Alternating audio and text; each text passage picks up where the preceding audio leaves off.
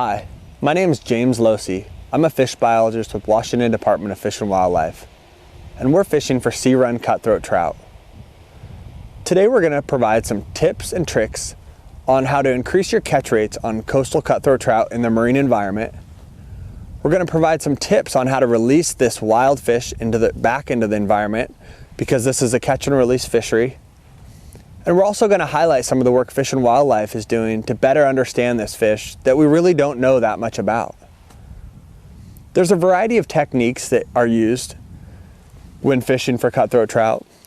Many people fish from the boat and cast lures into the beach, retrieving them back to the boat. That's very effective. Another method is fishing from the shoreline and casting out, like you can see here. And that's what we're going to do here. There's a variety of tools that you can use to catch cutthroat trout. Many anglers prefer to use spinners and spoons, and these work great. Today we're going to use fly fishing gear. This is a very popular method. We've got some flies that we're going to use today that imitate the forage that cutthroat trout use in the marine environment. So those include invertebrates like pile worms or polychaetes, clam necks. We've also got flies that imitate forage fish, so these would include herring and smelt, or even juvenile salmon like chum fry. Well, we've got everything we need here, so let's give it a try.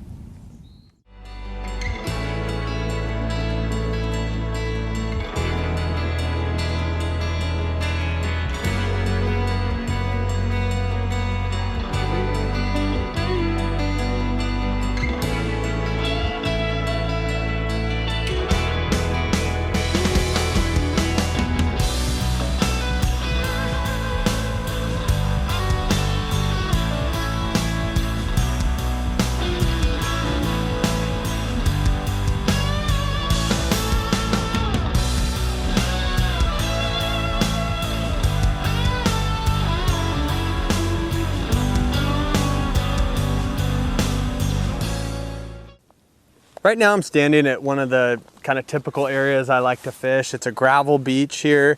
You can see old oyster and mussel shells. These are places that we know coastal cutthroat, hang out. They like places where there's a lot of food to eat, a lot of prey resources. So there's a variety of methods to cast and retrieve for cutthroat trout with a fly rod. I tend to kind of pick a spot that looks good and just kind of move around the clock. So I'll start by fishing parallel to shore, because these fish are really associated with shallow water. We're talking, anywhere between 5 and 20 feet of depth. So it's relatively shallow, so you don't have to get it out there real far. Here we're imitating forage fish, so I like to do a really fast retrieve. And this seems to really spark the attention of these fish. So now I've switched to invertebrate imitation. So it's a lot like a woolly bugger. It's just made to look like, maybe a crab larvae or something small moving through the water. There's a lot of that in places like this around these clam beds. And so what I might do is slow down my retrieve a little and do kind of more of a twitch.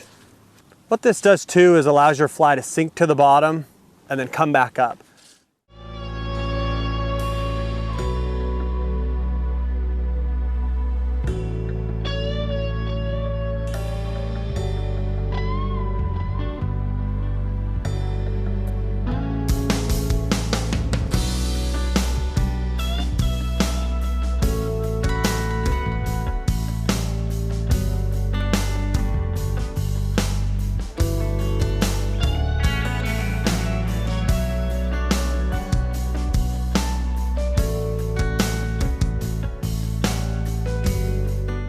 We're looking at flies, number one, but we're also looking at other gear.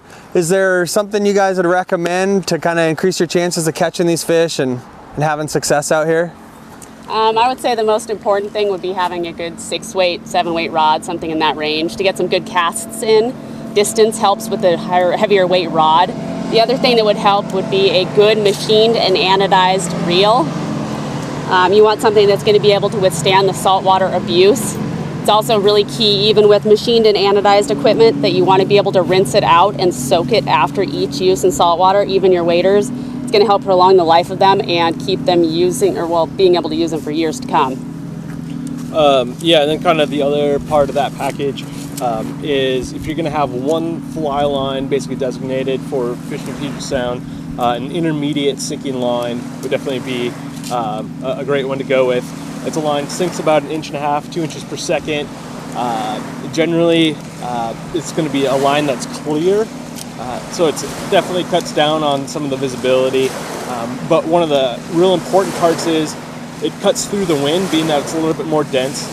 And also, if you're fishing a tide, especially an incoming tide where you may get some debris and stuff floating around that gets picked up off the beach, that line just cuts through the surface a little bit, and you actually spend more time fishing rather than cleaning kelp and things like that, eelgrass off your fly. So it definitely would be a good line to look after if you're interested in fishing out here. Great. And some other ways I like to increase my chances of getting to see my fish and also getting them off is using a really strong line. Whether you're casting spoons and spinners or using flies, I really like to use 12-pound test. Make sure that fish gets all the way to the boat, all the way to the net, without too much play. We know these fish are either just prior to spawning in the spring or later spring, just post spawning. So the risk of exhaustion and releasing fish just to increase the mortality on them is pretty high. So strong line, barbless hooks, so we like to pinch those barbs. It's required in the marine environment here in Puget Sound. That really helps out. And then this last tool here is really important. This is a net, but tell us a little more about what you got. So yeah, this net, a couple things I want to point out about it. Number one is the net bag itself. It's this clear rubber mesh. A few things about that. Number one, it's really easy on the fish. It doesn't kind of take as much of the slime off the fish, so when you release it, it's going to be released in a much healthier state than if you're using like a nylon kind of style mesh. Also, when you're going to release the fish, take your fly out, take your hook out. The hook doesn't catch in this stuff as much as it does in the mesh, so just a lot less frustrating. With a larger net like this, leave the fish in the water. If you have an underwater camera, things like that, take photos, and you don't even have to ever take that fish out of the water.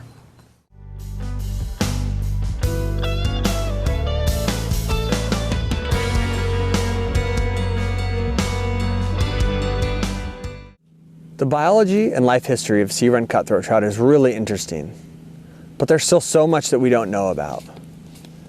At WDFW, we're doing a variety of studies to try to better understand the life history patterns of sea-run cutthroat trout, the migratory behavior of these fish, and the population status.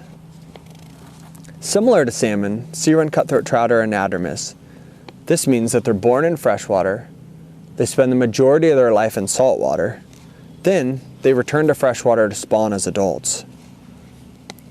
As juveniles, sea-run cutthroat trout spend between 1 and 3 years in the freshwater environment. This extended stay in the freshwater as juveniles makes freshwater habitat quality very important. Once in saltwater for the first time, juvenile cutthroat trout are growing rapidly. They're feeding on smaller fish, clam necks, and other invertebrates. In the late winter and early spring, adult cutthroat trout return to their natal headwater streams to spawn. Unlike salmon, sea-run cutthroat trout are able to spawn more than once. Therefore, this return to saltwater after spawning makes for a period of intense feeding near oyster beds, rocky beaches, and estuaries.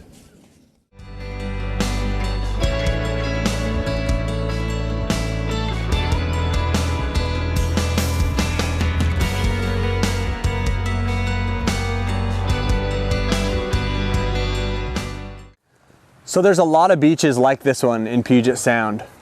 But if you do your homework and zero in on places you've had success, along with practicing good catch and release methods, we should have plenty of opportunity to catch coastal cutthroat trout in the marine environment in the future.